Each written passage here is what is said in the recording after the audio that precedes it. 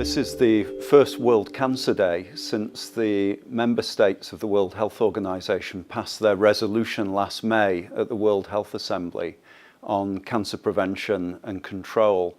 And as the Cancer Research Agency of WHO, it was very exciting for us to see so many countries focusing so positively on the need to combat cancer and make it a priority in their own programs from all parts of the world, including the low and middle income countries where this disease is likely to become more and more common in the next couple of decades.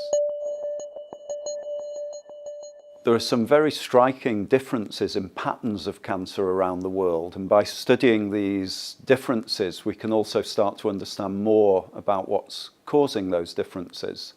One example at our agency is work we're doing with partners in East and Southern Africa, where we're looking at the very high incidence of cancer of the esophagus in men in that region. And it's allowing us to study risk factors such as very hot drinks or different types of alcoholic brews made locally. And looking at these quite unusual patterns of exposure is giving us fresh insights into what causes that high incidence of disease. And of course, if we can understand such risk factors, it's a first step towards reducing the risk and reducing the burden of cancer as a consequence. We're not interested only in what causes cancer, but also what are some of the things that cause barriers to people receiving effective treatment. And one of our important projects also in Africa is to look at what causes the delay between a woman having symptoms of breast cancer and finally receiving a diagnosis. Such simple things as the distance between the woman's home and the hospital can be quite crucial in the time it takes to get a diagnosis and then access to treatment. So this type of research can really illustrate some very practical measures that can be taken to improve the chances of effective treatment of this disease.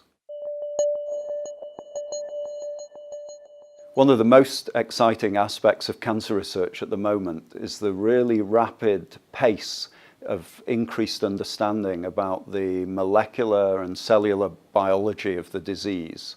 What are the changes in cells which are occurring and leading to cancer?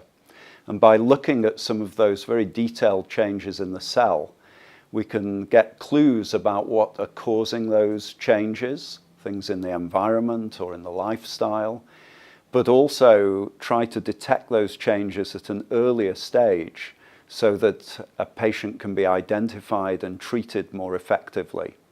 So what we're seeing is this coming together of our understanding from basic science, our ability to treat cancers more effectively, to detect them earlier, and also to get fresh clues about what might be causing the disease in different parts of the world.